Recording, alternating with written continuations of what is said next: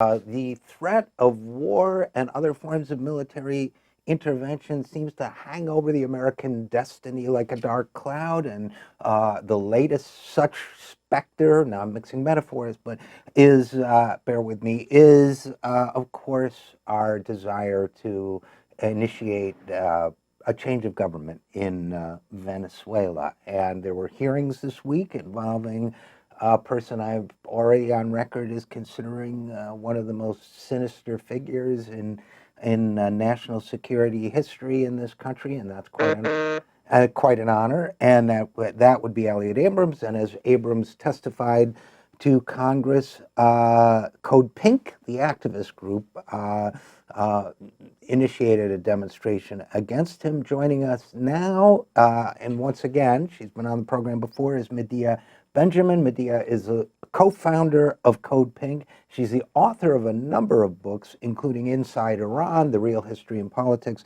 of the Islamic Republic of Iran, and she was one of the protesters at the Abrams hearing. So without any further ado, Medea, thanks for coming back on the program. Hey, nice to be on. Thanks for having me. Always great to have you. And let's start with this. Why did you guys protest at the hearing? We were horrified when we learned that Elliott Abrams was going to be testified. I must say we were more horrified when he was brought in to work in the U.S. government. He is somebody that should be either in jail here or on trial at the International Criminal Court for his war crimes.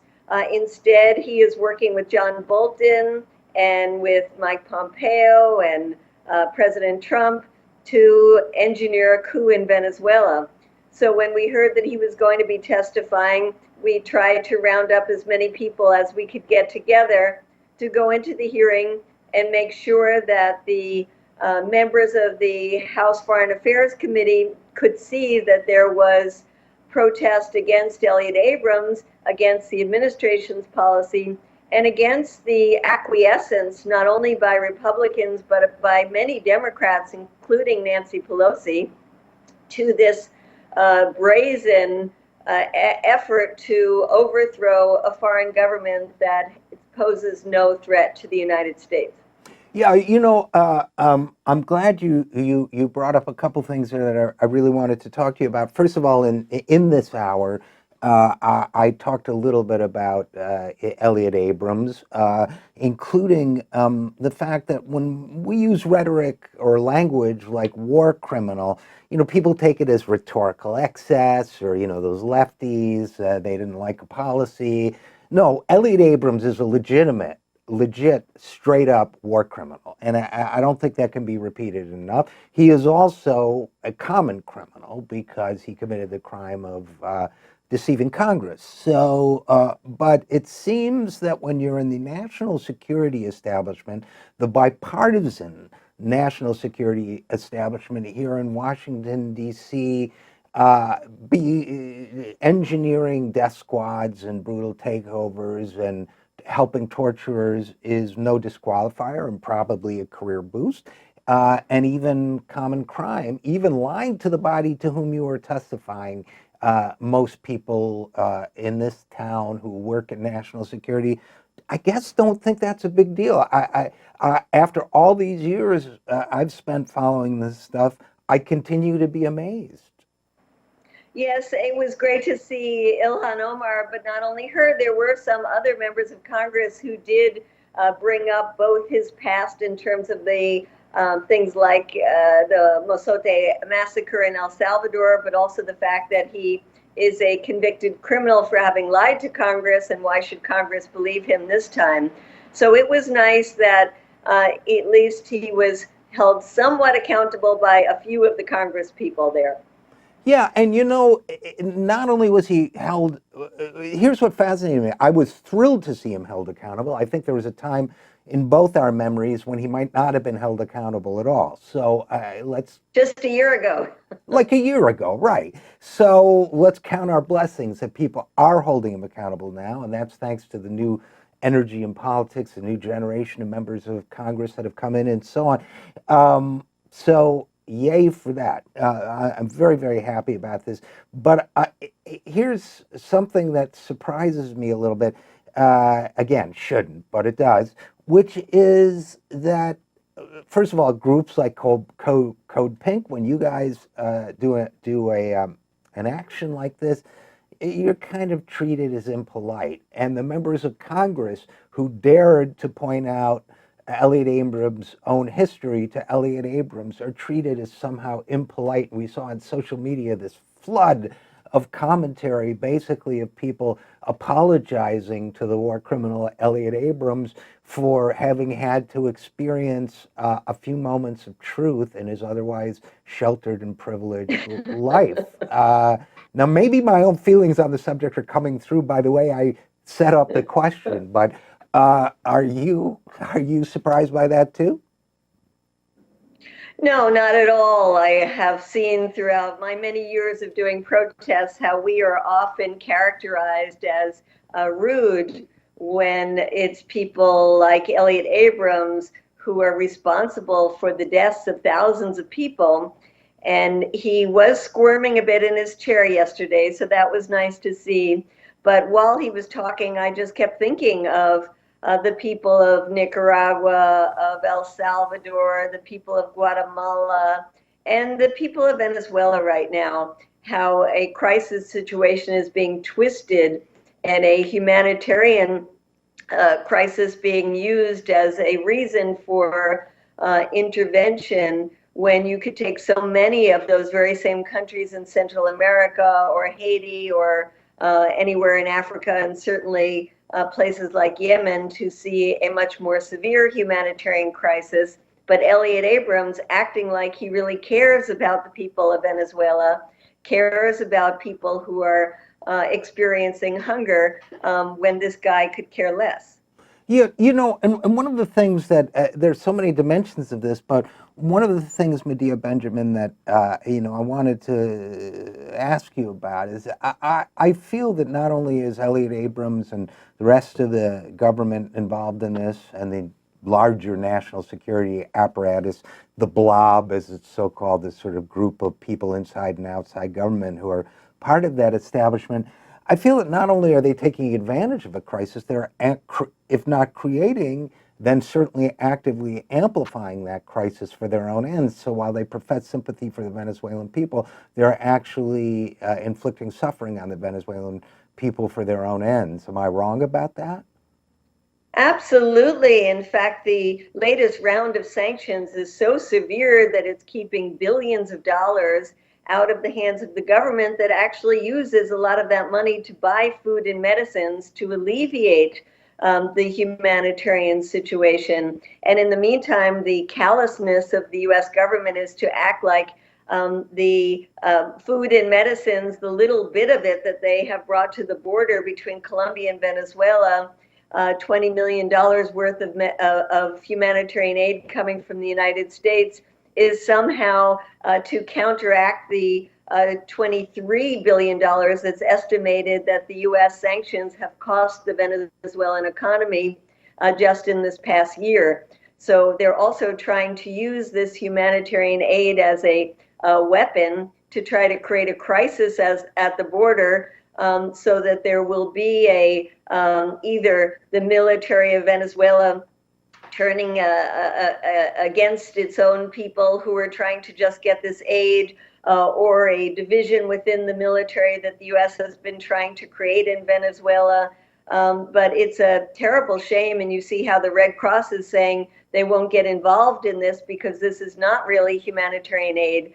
Humanitarian aid has to be nonpartisan, non-political, and this is the exact opposite of that. So they're basically manufacturing, amplifying a crisis, and then they're using the crisis as an excuse to offer, quote unquote, a kind of aid that is actually very politicized. Now, one of the things that very left field thought, but there is a really good science fiction series on Netflix now, called it's the reboot of Battlestar Galactica, and it's kind of got a Nietzschean refrain throughout throughout it, all this has happened before and will happen again. And I keep thinking of that when that phrase when I look at what's going on in Venezuela. It's also gruesomely familiar. And it seems to me that this is the playbook that the national security state used in the 60s and 70s in Latin America, and that it led to horrific outcomes: dictatorships, death squads, torture. We've seen some deaths in Venezuela and so on. And by the way, for people who, with an ahistorical view of such things, who are quaking with fear at the thought of people legitimately applying for asylum by moving in what they call caravans from trouble-stricken Central American states, trouble-stricken thanks to us, they're not thinking ahead a couple steps, or they just don't care, and by they I mean we the American people, to where this could conceivably go, which would include torment and death in Venezuela, but also more refugees. Well, that's right, but this administration is more brazen than others in saying that this is about oil. We hear John Bolton talk about how beneficial it would be for us and the Venezuelans if U.S. companies were involved, not only in the distribution, which they're already involved, but in the production of oil, having control of Venezuela's oil. And yes, they are setting up, they are using the playbook that has been used so much, not only in the 1960s, but we can look at what happened in Honduras in 2009. And as you say, the refugee crisis that came after that coup is something that we're now seeing played off at the U.S. border.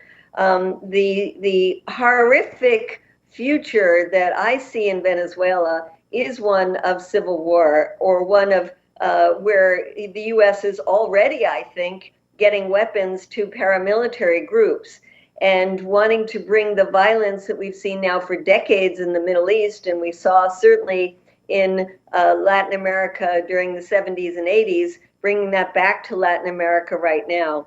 And it is truly horrific. And what pains me the most is how so much of the progressive community has bought into the disinformation campaigns, and how both the Canadians and many of the European governments are going along with the United States on this, not because they're necessarily convinced that Maduro is such a horrific person, but because they don't want to fight the United States on this one. They have enough fights going on with the Trump administration on other issues that they care more about. So it is a moment where you think, if this goes through, we will be reading about it in the history books and lamenting why weren't people able to stop this. This is the time to really stop it. We've been working with the members of Congress who are trying to say that Trump has no right to get involved militarily in Venezuela. This is a bill introduced by David Cicilline of Rhode Island. There's 23 co-sponsors of it now, very, very few given how large the Progressive Caucus is, and we have to up that very quickly. And there are efforts by Congressman Ro Khanna, who's been one of the best on this, to say that the economic sanctions are actually really hurting the Venezuelan people, and that we need negotiations. And that's something that we should be calling out over and over again, is that the Venezuelans have been called on by the Mexican and European and Uruguayan governments, as well as the Pope, saying that they can be mediators in this crisis. And the U.S., instead of saying, oh, I'm so glad there are entities, legitimate ones, that have agreed to be mediators, have said, no, the time for talks is over. They've told their puppet, Juan Guaido, no more talking. And so we have to be not only saying that economic sanctions are wrong and hurting people, we have to be calling for no intervention, and we have to be supporting negotiations. And last question I agree with every single thing you said. And last question for you, Medea. There was a time when being progressive meant understanding the nature of interventionism, of the military impulse in this country to overwhelm and dominate and dictate terms for other sovereign nations, and that a time when the quote-unquote left movement was also unequivocally opposed to that kind of empire and interventionism. I feel as if we need to rebuild that again, and just in a minute or two, your general thoughts on that would be appreciated.